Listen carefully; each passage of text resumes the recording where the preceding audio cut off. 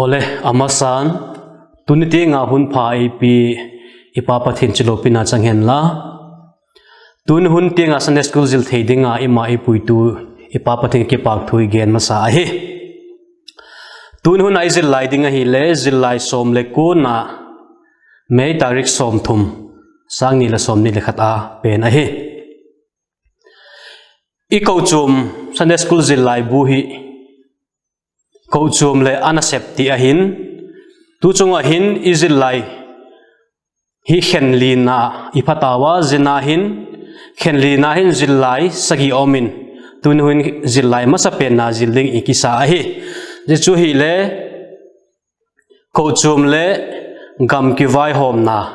apakhanna zilding I hi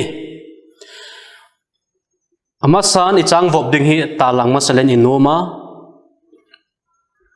ichang vop pen hi ahi le sam som ni lani chang som ni lagiat na hi ahi chungun na chu Lalpa'n ahin namtin chunga vai hom pa ahingala ti hi ichang vop ahin tun huna Bible chang sim dinga ho tu te ne tak laksa ku chu bak ngaithakit din ikisa ahi First Chronicle bung som ni leku chang som la khala som le ni First Chronicle bung som ni leku chang som la khala som le ni hi ngaithakit hi tiu o Lalpa'n lalna le thili theina lopina zona le lalna zosi chu nanga ahi vana thil zosi le leya thil zosi hi nanga ahiu o Lalpa'n lengam zosi nanga ahiwa thil zosi chunga sang pena choisan lahi hausakna le zaumna nangma kipat ahin bangkim chungin vai lahom hi lakhuta thili theina le hana aumin lakhutin mi zosi le na le hana lapethe hi chule sam som ni le li chang khale chang ni na hi ngai ta ki tiu sam som ni le li chang khale chang ni le chung le asunga thilum zosi khovel le asunga cheng zosi hito Lalpa'n ahin tuisu gate chungin alem dok in luipi tuite chunga aphu det ahingala chanchu I Bible chang simninga AP ko vaccim thak the Lalpa'n tin tunihin Zillai pen hi le Kochuam le Gam Kivaipuakna ahi Gam Kivaipuakna mihing ko ma ichanga theilo hi zekin vai hom tu nei te ho hi zekun I Kochuam le ngai poimoi je chu tun hun hin Zillai din ei lapiwa hi tun hun ai zil dinga hi le igam I Presbyterian Kochuam in idin ti lapat khotang Kivaipuakna na sep danu le amo puk nau chum te zilding inkisa hi ama sa pena chun tun huna apakhanna igen nom chu a hi le politics poimo na igen nom sa hi politics itila chu e kampau gola ila hetu imiten le again be chum dan beglo a hi la je politics kiti pen hi Greek power pat kiladok police chila khopi ti na hi je masang laya Greek khopi min thang tak me alanayu police apata chu je award meaning politics sum kila do kahin je chu gam chom chomin tu te nga hi imat le ichi pi a hi je politics chu a hi le mi zo si mun kata cheng khom le khom na dinga ki tok tak le lungmung taka I chen thi dinga ki vai hom na dan a hi lo le gonga na lungeli nei te kha politics ti chu a hi masang la ya chun I bible I ta hi chun vai hom tu te ho hi pathianin eila got sak lengte lalte hole bible ai mongolin eila pi ka hi zete ho chu mi pi te chunga vai hom lenga got te ala hi wa hi imu ta bang ni bible in je pathianin eila got sak leng le lal ela pi te ho kha vai hom tu te ho kha thiam poten sa thau nu in ela nam det sak se ko hi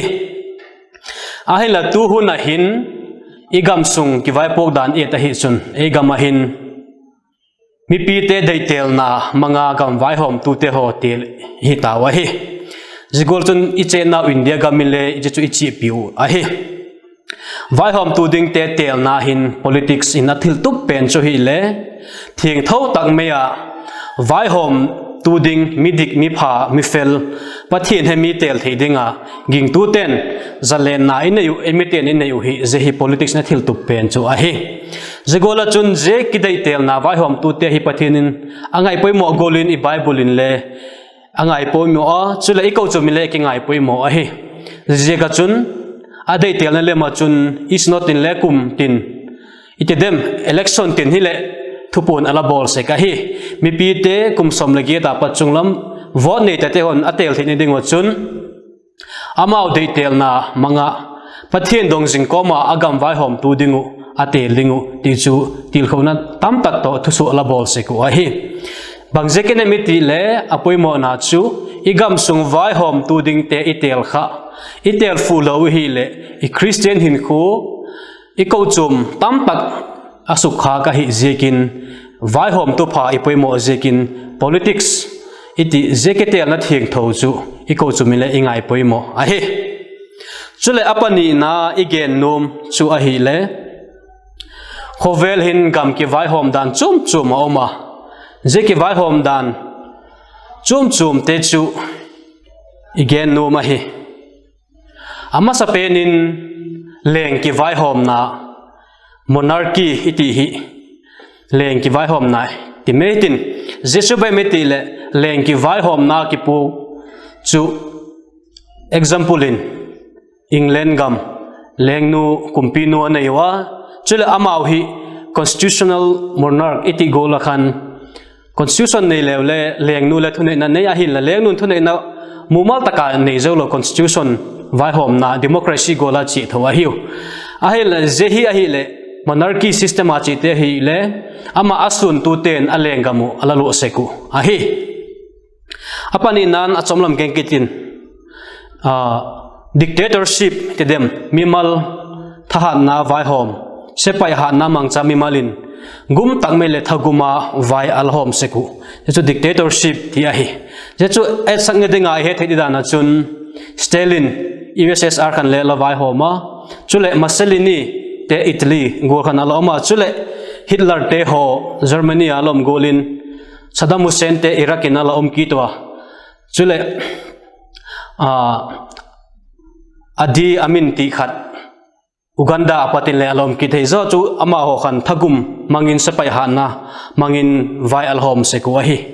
apathum denga chun theocracy je chu hi le Kochuam ho tu te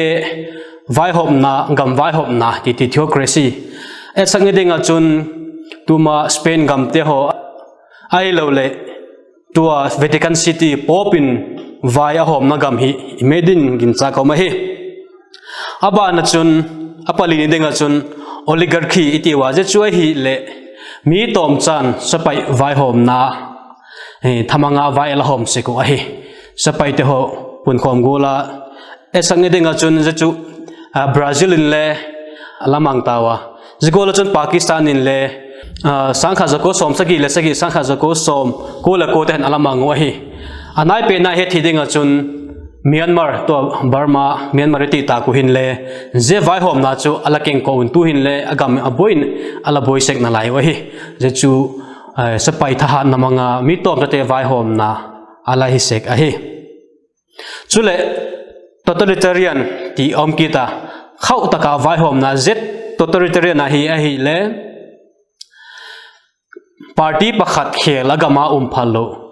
je asol kal vai hom na chu mi piten nil thailo denga khau esani dingin Russia te ho bangala hi wa chu le China communism ti te ho hi dingin kin cha ka om kita hi chula to pe na chana paguk ni dinga ba genum chu hi le democracy je chu atam zone igam sunga ila chi pi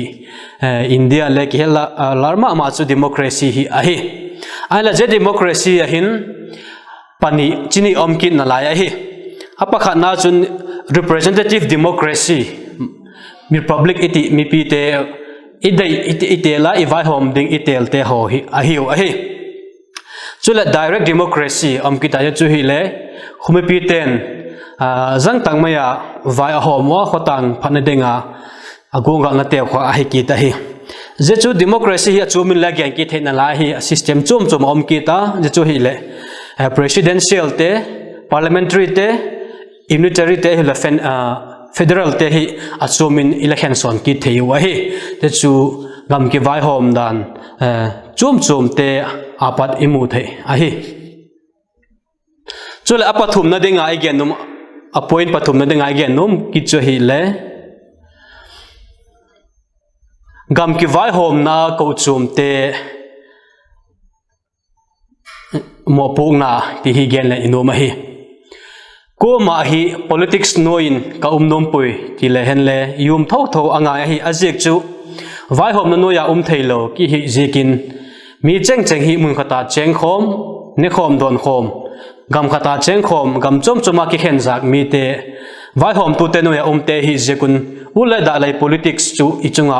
te a hi jeka chun Kochuam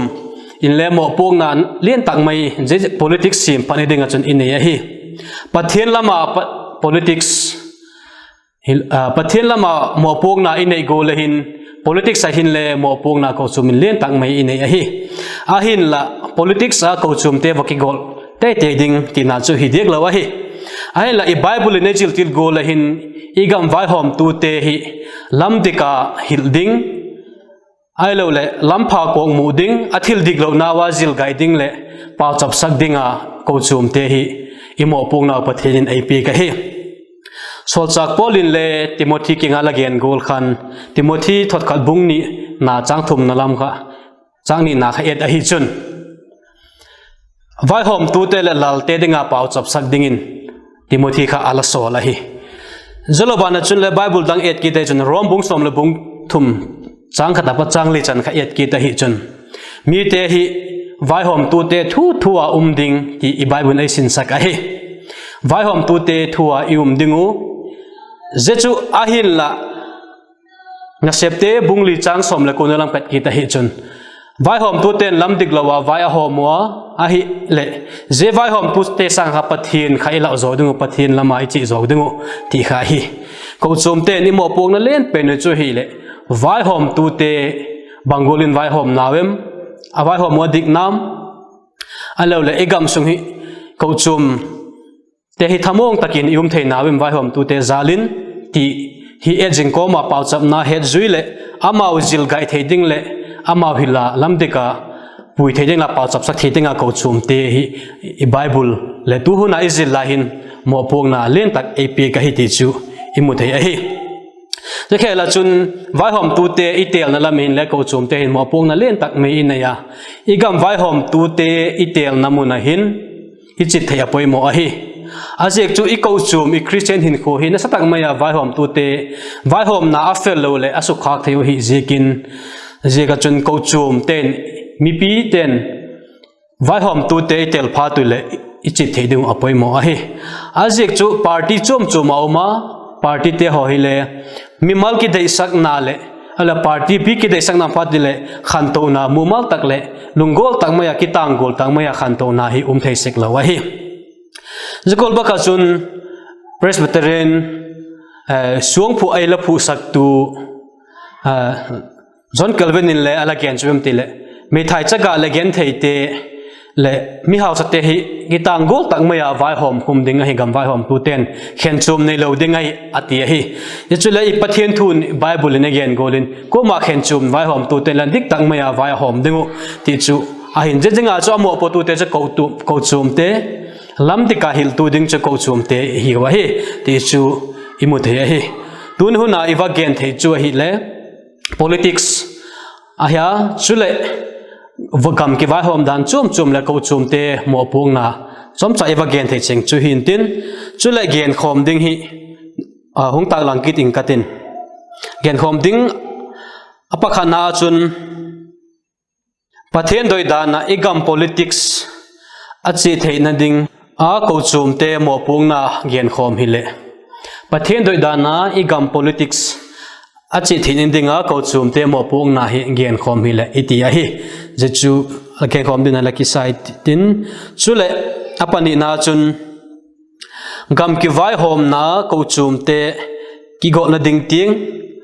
ai he tu gen khom le wen ti ai I Gam Kivaipuakna na Kochuam te ki go na ding ting gen khom hi le ti ai je chu gen khom ding a hin tuin gen khom seng ki len le a comment lama the dan in gen khom bin ki side in Lalpa'n tu hun hun na ibak Zillai lak hi chengchu Lalpa'n ka kipak